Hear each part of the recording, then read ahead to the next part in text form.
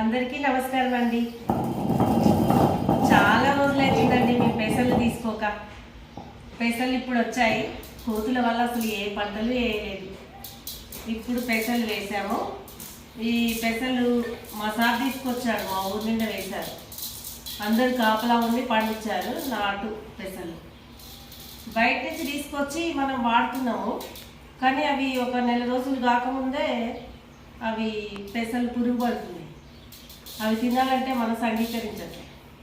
చాలా రోజుల తర్వాత, చాలా ఏళ్ళ తర్వాత పెసరపప్పు నేను విసురుతున్నాను.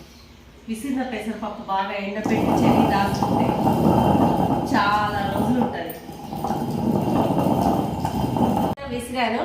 మా సార్కైతే గారెలు చాలా ఇష్టం. పెసర గారెలు నెయ్యితో చేస్తే మా పిల్లలకి కూడా. పెసర గారెలే కాకుండా నేను బొబ్బరి పప్పుతోటి చేసిన గారెలు చేస్తా, అన్నీ చేస్తా. మీరందరూ నా వీడియో చూసి లైక్ చేయండి, షేర్ చేయండి, సబ్స్క్రైబ్ చేయండి. ఈ వీడియో ఎంతవరకు పోతుందో నాకు తెలియట్లేదు ఫ్రెండ్స్. మీరు ఖచ్చితంగా లైక్ చేసి కామెంట్ పెట్టండి.